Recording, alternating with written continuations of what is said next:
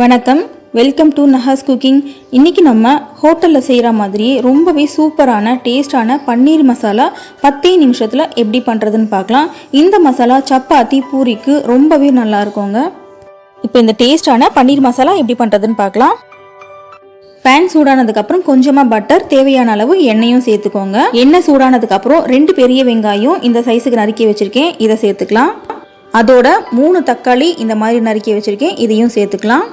இதோட 2 காஷ்மீர் சில்லியும் சேர்த்துக்கலாம். உங்களுக்கு காரத்துக்கு ஏற்ற மாதிரி நீங்கள் சேர்த்துக்கோங்க.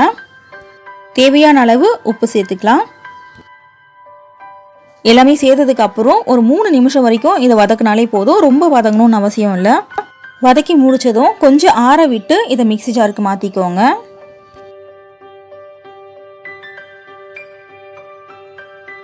மிக்ஸி ஜாருக்கு மாற்றினதும் இதை ஃபைன் பேஸ்ட்டாக இந்த மாதிரி அரைச்சி எடுத்துக்கோங்க. இப்போ ஒரு பேனில் பட்டர் சேர்த்துக்கலாம். கூடவே கொஞ்சம் ஆயிலும் சேர்த்துக்கோங்க. ஒரு நட்சத்திர சோம்பு, ஒரு ஏலக்காய், 2 லவங்கம், ஒரு பட்டை இதோ எண்ணெயில் சேர்த்துக்கலாம். ஒரு பிரிஞ்சி இலையும் சேர்த்துக்கலாம். இதோட இப்போ நம்ம அரைச்சி வச்ச இந்த விழுதையும் சேர்த்துக்கலாம்.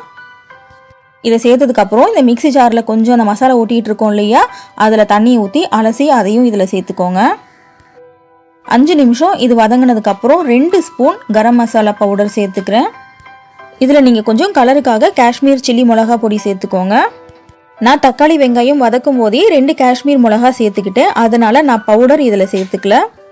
உங்களுக்கு காரம் எந்த அளவுக்கு வேணுமோ அந்த அளவுக்கு நீங்கள் இந்த மசாலா பவுடரை சேர்த்துக்கோங்க. இப்போ இந்த மசாலாவை எண்ணெய் தனியாக பிரிகிற அளவுக்கு வதக்கிக்கலாம். வதக்கி முடித்ததும் ஃப்ரெஷ் க்ரீம் இதில் நான் சேர்த்துக்கிறேன்.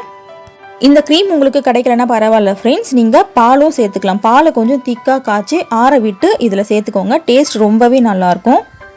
இந்த பாலோட 2 முந்திரியும் அரைச்சி நீங்கள் இதில் சேர்த்துக்கலாம். டேஸ்ட் இன்னும் ரொம்ப நல்லாயிருக்கும். இந்த கிரேவி திக்காக வேணும்னா இந்த அளவுக்கு விட்டுருங்க. இன்னும் கொஞ்சம் தண்ணியாக வேணும்னா இன்னும் கொஞ்சம் தண்ணியும் ஆட் பண்ணிக்கலாம். இப்போ எல்லாம் முடிஞ்சதுக்கப்புறம் கடைசியாக பன்னீர் சேர்த்துக்கலாம். பன்னீர் சேர்த்ததுக்கப்புறம் ஒரு 5 நிமிஷம் அடுப்பை சிம்மில் வச்சு இந்த மாதிரி கொதிக்க வச்சுக்கோங்க. இப்போ ஃபைனலாக பொடியாக நறுக்குன்னா கொத்தமல்லி கொஞ்சம் தூவிக்கலாம். அவ்வளோதான் ஃப்ரெண்ட்ஸ், ரொம்ப சூப்பரான பன்னீர் கிரேவி 10 நிமிஷத்தில் ரெடி ஆயிடுச்சு. இந்த வீடியோ உங்களுக்கு கண்டிப்பாக பிடிச்சிருக்கும்னு நினைக்கிறேன். பிடிச்சிருந்தா சேனல் சப்ஸ்கிரைப் பண்ணிக்கோங்க. நான் அப்லோட் பண்ணுற வீடியோ உடனுக்குடனே உங்களுக்கு நோட்டிஃபிகேஷனாக வந்துடும். பக்கத்தில் இருக்கிற பெல் பட்டனை மறக்காமல் ப்ரெஸ் பண்ணிக்கோங்க. தேங்க்ஸ் ஃபார் வாட்சிங்.